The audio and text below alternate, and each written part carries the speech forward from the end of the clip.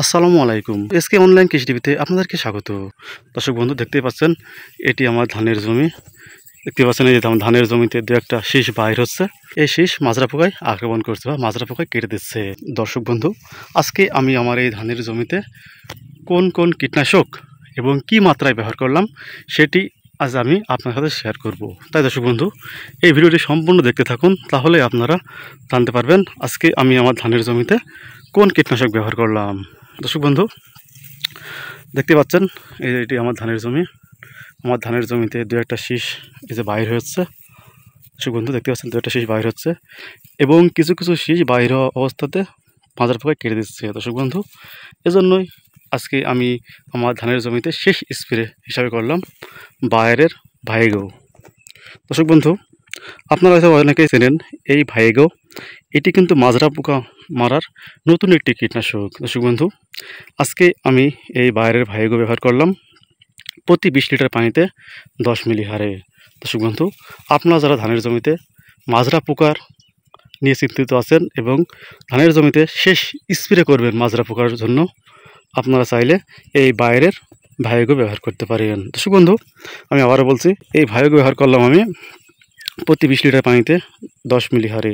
আপনারা চাইলে এই বায়ারের ভাইগো মাজরা পোকা দমনের সেরা কীটনাশক হিসাবে এবং শেষ স্প্রে হিসাবে ব্যবহার করতে পারেন।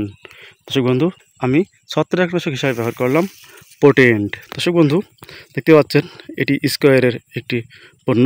দর্শক বন্ধু, পোটেন্টের গ্রুপ হচ্ছে প্রোপিকোমাজল। প্রোপিকোমাজল গ্রুপের একটি ছত্রাকনাশক আজকে আমি আমার ধানের জমিতে শেষ স্প্রে হিসাবে ব্যবহার করলাম। দর্শক বন্ধু, দেখতে পাচ্ছেন আকাশে মেঘের কারণে হয়তো ভিডিওটি খুব একটা ক্লিয়ার হচ্ছে না বা ভিডিওটি খুব একটা পরিষ্কার হচ্ছে না। দর্শক বন্ধু, আপনারা যারা ধান চাষ করেছেন অবশ্যই আপনার ধানের জমিতে 2 থেকে 3 বার ছত্রাকনাশক স্প্রে করবেন, তাহলে আপনার ধানের ফলন বেশি পাবেন। এর আগে আমি ব্যবহার করেছিলাম একটি ছত্রাকনাশক, আজকে আমি আমার ধানের জমিতে শেষ স্প্রে করলাম এবং শেষ স্প্রেতে আমি ব্যবহার করলাম পোটেন্ট প্রোপিকোমাজল গ্রুপের একটি ছত্রাকনাশক। দর্শক বন্ধু, এই ছত্রাকনাশকটি ব্যবহার করলাম আমি প্রতি 20 লিটার পানিতে 25 মিলি হারে। দর্শক বন্ধু, আপনারা চাইলে প্রোপিকোমাজল গ্রুপের ছত্রাকনাশক ব্যবহার করতে পারেন। দর্শক বন্ধু, আমার ধানের জমিতে শেষ স্প্রেতে আজকে আমি এই দুটি কীটনাশক এবং ছত্রাকনাশক ব্যবহার করলাম। আমি আবারও বলছি, আমি মাজরা পোকা দমনের জন্য কীটনাশক ব্যবহার করলাম বায়ারের ভাইগো এবং ছত্রাক দমনের জন্য ধানের ফলন বেশি পাওয়ার জন্য আমি ব্যবহার করলাম ছত্রাকনাশক হিসাবে পোটেন্ট। পোটেন্টের গ্রুপ হচ্ছে প্রোপিকোমাজল। অনেকেই এই প্রোপিকোমাজল গ্রুপ ছত্রাকনাশক অনেক ফসল ব্যবহার করে থাকেন। তো দর্শক বন্ধু, আজকে আমি আমার ধানের জমিতে এই সকল কীটনাশক ও ছত্রাকনাশক ব্যবহার করলাম। এটি আপনারা চাইলে আপনাদের জমিতে ব্যবহার করতে পারেন এবং ধানের জমির মাজরা পোকা দমন করতে পারেন, সেই সাথে ছত্রাকের আক্রমণও রোধ করতে পারেন। তো দর্শক বন্ধু, এসকে অনলাইন কৃষি টিভি বা আমি আমার নিজের জমিতে যেগুলো ব্যবহার করে থাকি সেগুলো মূলত আমি আপনাদের সাথে শেয়ার করি। আপনারা চাইলে আপনাদের জমিতে এই সকল কীটনাশক ও ছত্রাকনাশক ব্যবহার করে দেখতে পারেন।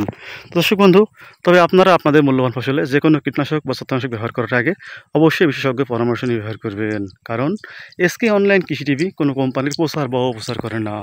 আমি নিজে বা আমার গ্রামের মাঠের কৃষকেরা যেটা ব্যবহার করে থাকে সেটি আমি আপনাদের সাথে শেয়ার করি বা আপনাদের সামনে তুলে ধরি। দর্শক বন্ধু, দেখতে পাচ্ছেন ওই যে আমার বিষয়ের ঢপটা ওখানে আছে। আমার এই জমিতে আমি মাত্র কীটনাশক বা ছত্রাকনাশক স্প্রে করলাম, সেটি আমি আপনার সাথে শেয়ার করছি। তো দর্শক বন্ধু, এই দেখতে পাচ্ছেন আমার বিষের ঢপ, এই মাত্রই আমি বিষটা স্প্রে করে দিলাম বা ছত্রাকনাশক স্প্রে করে দিলাম। দর্শক বন্ধু, দেখতে পাচ্ছেন আমাদের মাঠে সবে ধান। আমাদের মাঠ দর্শক বন্ধু অনেক নেশা মাঠ, মাঠে প্রচুর পরিমাণ পানি, নেশাগুলোতে সব পানি জমে আছে। ধান এমনি পানির মধ্যে ধানের পোকার আক্রমণ অনেক বেশি হয়ে থাকে।